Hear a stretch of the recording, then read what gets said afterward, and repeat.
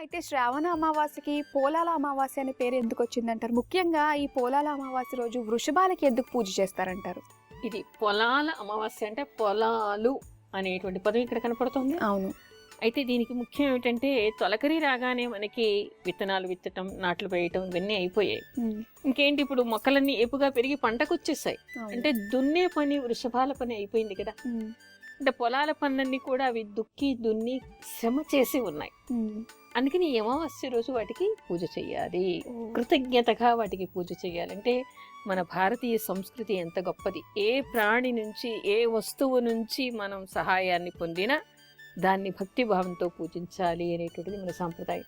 ఇంకా వృషభాలకి ఈరోజు ప్రత్యేకంగా పూజ చేస్తారు. అమ్మ, అసలు దర్భ అంటే ఏంటంటారు? ఈ దర్భని ఎప్పుడు కొయ్యాలంటారు? దర్భను కోయటానికి ప్రత్యేకమైనటువంటి రోజు మనకి శ్రావణ అమావాస్య అంటారు. శ్రావణ అమావాస్య రోజు మాత్రమే దర్భని కోయాలి అంటారు. అంటే ఇక్కడ కూడా ఏమిటంటే అవి కూడా ఏపుగా పెరిగి ఉంటాయి వర్షానికి. దర్భ అనే దానికి ఏమిటంటే మాలిన్యాన్ని తీసేస్తుంది అనేటువంటిది అర్థం దీనికి ఉంది. సైంటిఫిక్గా కూడా, వైద్యపరంగా రీసెర్చర్స్ కూడా దీని మీద చాలా రీసెర్చ్ చేశారు. సాధారణంగా దీనికి ఏమిటంటే పవిత్ర అనేటువంటి పేరు. పవిత్ర అంటే మాలిన్యం తీసేటువంటిది, మాలిన్యం లేనటువంటిది అనేటువంటి అర్థం. అయితే మనకి భారతీయ సంస్కృతిలో శుభ అశుభ కార్యాలు జరిగినప్పుడు కూడా పవిత్రను ధరిస్తారు. అంటే దర్భతో ఉంగరాన్ని చేసి, మీరు ఎన్ని బంగారు 10,000కి 10 ఉంగరాలు పెట్టుకున్నా ఏం లాభం లేదు. కానీ ఈ దర్భతో చేసినటువంటి ఉంగరం పెట్టుకున్న తర్వాత మాత్రమే మీరు పవిత్రమైనటువంటి శుభకార్యాలు కానీ, పితృదేవతలకు చేసేటువంటి అశుభకార్యాలు కానీ, అంటే అశుభం అనడం కాదు, అక్కడ పితృకార్యాలు చేసినా కూడా ఆ దర్భని పవిత్ర అంటారు. దాన్ని దర్భతో చేసినటువంటి ఉంగరం లాగా చేసి దాన్ని వేడికి తొడుగుతారు. ఎవరు చేస్తారో ఆ కర్మని వాళ్ళకి తొడుగుతారనమాట. అది పెట్టుకుని పితృకార్యం అంటే తండ్రి తల్లి చనిపోయినప్పుడు కానీ, సంవత్సరీకాలప్పుడు కానీ, ప్రతి సంవత్సరం మృతతిథి వచ్చినప్పుడు కానీ ఆ పవిత్ర లేకుండా ఆ కార్యక్రమం చేయకూడదు. అక్కడ దర్భని వేస్తారు. ఏమిటి, వాళ్ళకి బ్రాహ్మణికి భోజనం చేసినప్పుడు, మంత్రాలు చెప్పినప్పుడు, అంతేకాదు యజ్ఞయాగాది క్రతువులు చేసినప్పుడు, హోమాలు చేసినప్పుడు కూడా దర్భ లేకుండా మనకి కలగదు. ఏ పుణ్యకార్యం చేయాలన్నా మనకి దర్భ కావాలి. అంతేకాదు దర్భ అనేటువంటిది మనకి దర్భాసనం వేసుకుని దాని మీద కూర్చొని పూజ చేస్తాం, చాలా విశేషమైనటువంటిది. అంతేకాకుండా ఈ దర్భను ఇంకా ఎప్పుడు వాడతారు, మనకి పితృదేవతలకి చేసినప్పుడు, భోజనాలు పెట్టినప్పుడు, యజ్ఞయాగాది క్రతువులకి, వివాహాది శుభకార్యాలకి, గృహప్రవేశాలకి, అంతేకాకుండా గ్రహణ సమయం వచ్చినప్పుడు కూడా ఈ దర్భని మనం అన్ని చోట్ల కూడా నిలువ పదార్థాల మీద వేసుకుంటూ ఉంటాం అన్నమాట. ఎందుకు వేసుకుంటామో తెలుసుకునే ముందు ఒక కాలర్ లైన్లో ఉన్నారమ్మా. వెంకట సత్యనారాయణ అనే కాలర్, వారితో మాట్లాడదాం. అలాగే. హలో, నమస్కారం అండి. నమస్తే మేడం. వెంకట సత్యనారాయణ పేరు మీద రిజిస్టర్ చేసుకున్నారు కదా? అవును మేడం. ఒకసారి బర్త్ డీటెయిల్స్ కన్ఫర్మ్ చేసుకుందాము.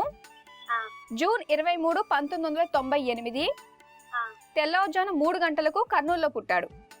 అవును మేడం. ఓకే అండి, సమస్య ఏంటో చెప్పండి మేడంతో. మేడం, బాబు ఎడ్యుకేషన్ ఫ్యూచర్ ఏం చదువుతున్నాడు? ఇప్పుడు బిఈ చేస్తున్నాడు మేడం. ఫస్ట్ ఇయర్ అయిపోయింది, సెకండ్ ఇయర్. అమ్మ, వినాయక చవితి వచ్చిందంటే చాలా వీధుల్లో కూడా పెద్ద పెద్ద విగ్రహాలతోటి వినాయకుడు దర్శనం ఇస్తూ ఉంటాడు. అయితే ఇలాంటి పెద్ద పెద్ద వినాయకులు ఉన్నప్పుడు చాలామంది సామూహికంగా కూడా పూజలు చేసుకుంటూ ఉంటారు. మరి అలాంటప్పుడు సినిమా పాటలు పెట్టుకుని, క్లబ్ సాంగ్స్ పెట్టుకుని, చాలా బాగా సౌండ్లు పెద్ద పెద్ద పెట్టుకుని ఎంజాయ్ చేస్తూ ఉంటారు. ఇది ఎంతవరకు సమంజసం అంటారు? మనకి కావాల్సింది ఏమిటి? భక్తి. ఇంట్లో వీలు కానటువంటి వాళ్ళందరూ కూడా ఒక దగ్గర సామూహికంగా వీధిలో ఒక గణపతిని పెట్టుకుని అందరూ కలిసి పూజ చేయటం అనేటువంటిది ఒక సాంప్రదాయం. అక్కడ ఏం చేయాలి? భక్తికి సంబంధించినటువంటివన్నీ చెప్పుకోవాలి, కీర్తనలు పాడాలి, గణపతి సహస్రనామం చదవాలి, గణపతి భజనలు చేయాలి, గణపతి కథలు చెప్పుకోవాలి, ఆయన ఏం చేస్తే విఘ్నాలు తీర్చేస్తాడు, గణపతి పూజ ఏ విధంగా ఉంటుంది అనేటువంటి ప్రవచనాలు చెప్పించాలి తప్ప మైకులు పెట్టి చెవులు హోరెత్తేలాగా ఇక్కడ క్లబ్ డ్యాన్సుల పాటలు, సినిమా పాటలు, పిల్లల చేత పిచ్చి డ్యాన్సులు చేయించడం, ఎగరటం, దూకటం, అసలు ఏం చేయకూడదు అవన్నీ కూడా చేసేస్తూ ఉన్నారు. అది భక్తి అనిపించుకోదు. దానివల్ల మీకు వచ్చేటువంటి ఫలితం కూడా శూన్యం. ఇది ఒక వ్యాపారంగా కూడా కొంతమంది చేస్తూ ఉన్నారు. గణపతి విగ్రహాన్ని పెట్టుకోవడం, చందాలు వసూలు చేయటం, ఆ తర్వాత వాటన్నిటిని కూడా పోగు చేయటం, ఇలాంటివి కూడా కొన్ని చోట్ల, అందరూ కాదు కానీ కొన్ని చోట్ల కనిపిస్తోంది. అలాంటివి ఏవీ చేయకూడదు. మరొక విషయాన్ని కూడా గమనించాలి. అసలు గణపతి విగ్రహాన్ని, ఎందుకంటే మనం వినాయక చవితి కంటే ముందు చెప్పుకుంటున్నాం కాబట్టి ఈ విషయాన్ని ప్రత్యేకంగా చెప్పుకోవాలి. ఎవరు కూడా మట్టి విగ్రహాన్ని తప్ప మిగతా విగ్రహాల్ని పెట్టుకోకండి. కెమికల్స్ వేసినటువంటి అనేక విగ్రహాలు కనిపిస్తూ ఉంటాయి. అసలు అలాంటివి అంటే ప్లాస్టర్ ఆఫ్ ప్యారిస్తోనూ ఇంకా రకరకాలుగా చేస్తూ ఉంటారు. అలాంటివి కాకుండా మట్టి విగ్రహాల్ని మాత్రమే పెట్టుకోండి. ఎందుకంటే దీనికి కారణం ఒకటి, మనం జ్యోతిష్యపరంగా కానీ ఆధ్యాత్మికంగా కానీ చెప్పుకోవాలంటే భూతత్వం కలిగినటువంటి వాడు గణపతి కాబట్టి మట్టి విగ్రహాన్ని పెట్టుకుంటున్నాం. మరొకటి ఏమిటంటే మనకి విగ్రహాలు తయారు చేసేటువంటి విధానంలో ఉండేటువంటి లోపాల వలన ఫలితాలు వికటిస్తాయి. అవి తెలుసుకోవాలి. ఎంతో కొంత భక్తి ఉండబట్టి మీరు గణపతిని పెడుతూ ఉన్నారు, కానీ దాని వలన మీకు చెడు జరగకూడదు. అంటే గణపతిని పెడితే చెడు జరుగుతుందా అని మీరు ప్రశ్నించద్దు. అక్కడ విగ్రహంలో లోపాలు ఉన్నటువంటి విగ్రహాలకి పూజ చేయకూడదు అని చెప్పేసి మనకి అగమశాస్త్రం చెప్తోంది. అయితే ఇలాంటి విగ్రహాలు తయారు చేసేప్పుడు ఏం చేస్తారంటే వీటి లోపల గడ్డిని, ఇనుప ముక్కల్ని, కర్ర ముక్కల్ని అంటే షేప్ రావడం కోసం అని చెప్పేసి వాటన్నిటిని కూడా లోపల పెడుతూ ఉంటారు. విగ్రహానికి లోపల రంధ్రాలు ఉండకూడదు. ఆ రంధ్రాలు ఉన్నటువంటి విగ్రహాలకి ఎప్పుడు కూడా పూజ చేయకూడదు.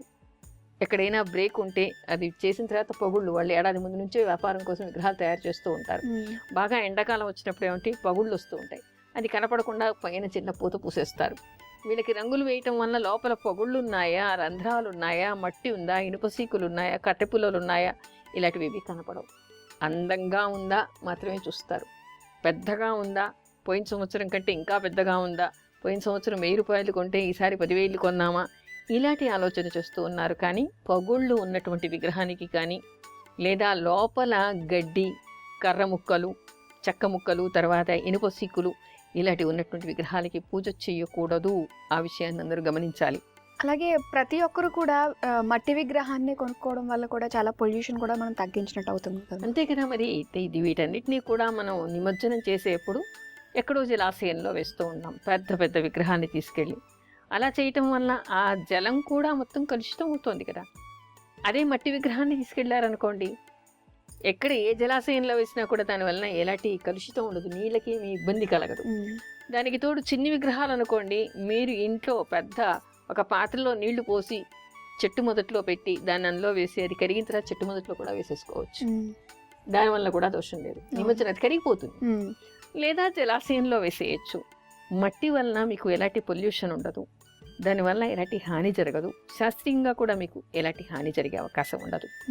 అయితే నిమజ్జనం చేసే టైంలో మట్టి విగ్రహాలని మనం ఎక్కడైతే సముద్రం ఉందో అక్కడికి వెళ్ళి కలిపేస్తూ ఉంటాం, నిమజ్జనం చేస్తూ ఉంటాం కదమ్మా. మరి అలాంటప్పుడు కుదరలేనప్పుడు ఇంట్లోనే మనం నిమజ్జనంలా చేసుకోవచ్చు. అన్ని చోట్ల సముద్రం ఉండదు కదా. దగ్గర ఉండేటువంటి పెద్ద పెద్ద జలాశయాల్లో చేస్తూ ఉంటారు, బావిలో కూడా వేస్తూ ఉంటారు. అలా కానప్పుడు ఇంట్లో పెట్టుకునేటువంటి చిన్ని విగ్రహాలు ప్యూర్ మట్టితోనే చేసి ఉంటే మీరు ఒక పెద్ద పాత్రలో గంగని ఆవాహన చేసి అందులో మీరు నిమజ్జనం చేయండి. నిమజ్జనం చేసిన తర్వాత ఆ విగ్రహం పూర్తిగా 1-2 రోజుల్లో బాగా కరిగిపోతుంది.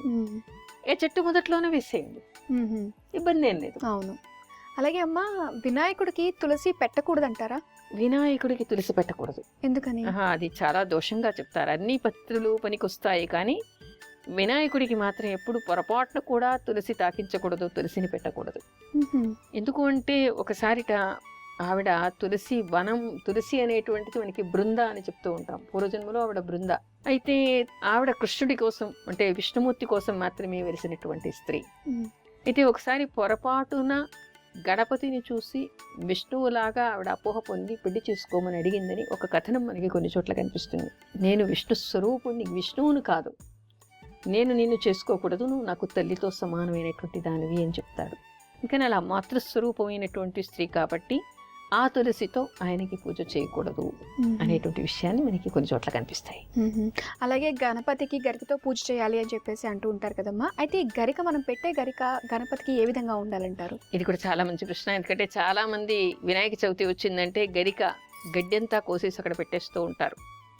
కానీ నిజానికి మనకి శివపురాణంలో విషయం కనిపిస్తూ ఉంటుంది. గరిక ఏ విధంగా ఉండాలి, పూజకు పనికొచ్చేటువంటిది అని